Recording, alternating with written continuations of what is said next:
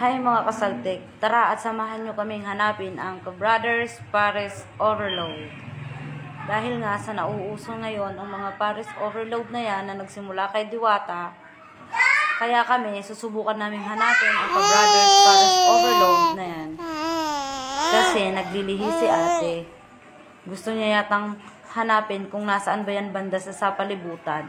Nakita lang daw niya sa Facebook ito at pinipilahan na rin ng katulad kay Diwata.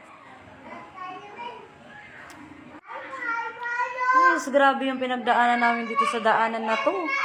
Puro traffic. Nakakatakot na lang sumingit. Kasi nga, nakakaano sa gilid. Baka bigla na namang madisgrasya tulad kagabi. Galing ako sa trabaho, may nadaanan kami. Pasingit-singit siya. Ayun, muntik na siyang madisgrasya. Pumasok ng wire sa kable ng wire sa gulong ng kanyang tricycle. Kaya ito nakakatakot sumingit-singit. Ito nga, padaan na kami. Nasa tulay na kami. Yan na, sa tulay. Tulay ng... Papunta na kami ng Marquee. Kasi sa palibutan yung hinahanap naming Pares Overload. To traffic na naman. Sa dami na kasi ng populasyon sa Pilipinas. Madami ng yumayaman, marami ng sasakyan. Kaya natatraffic ang daanan. Malayo pa ang aming lalakbayin. Ito pala kami sa may Marquee. Traffic na naman. To medyo nakaaluwang-luwang na, nakalagpas na ng Marquee.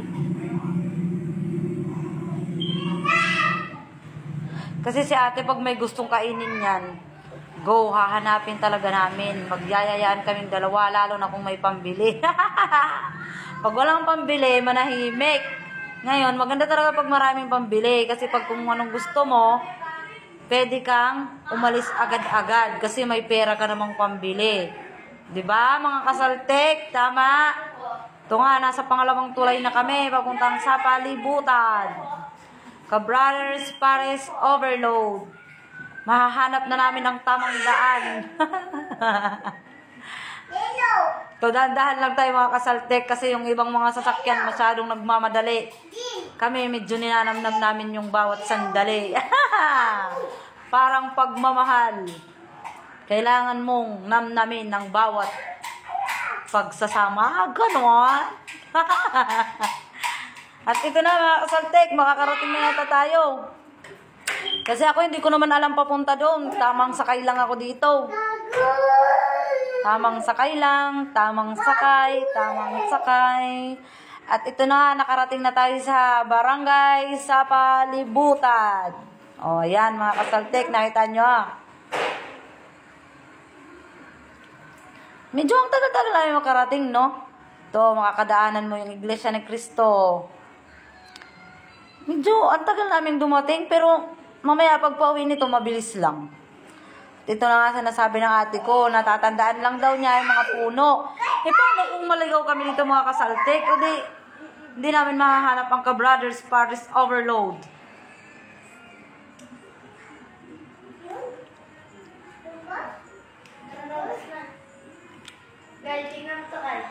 Hi, ito nga medyo sumasakit na yung puwet ko kakaupo dito. At naiinip na rin ako. Ito, nadaanan natin yung sa Palibutan Elementary School. Malayo pa ba ito mga dito, mga pinagdaan-daanan na ito? Ano ba to?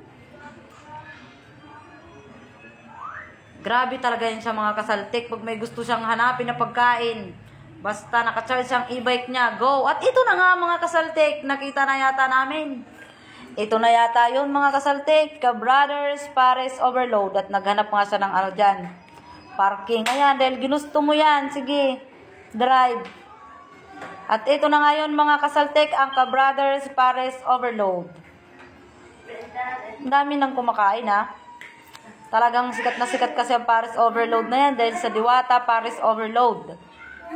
Diwata, haing kaya na. Kade, tagay kami, hindi mo karaunon.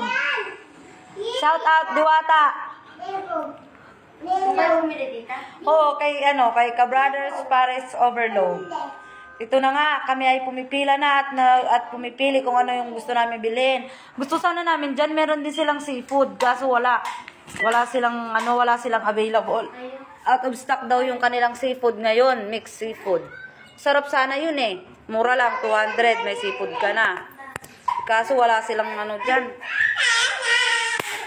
At ayan nga, umiiyak na dito yung pamangkin ko. Ano ba yan?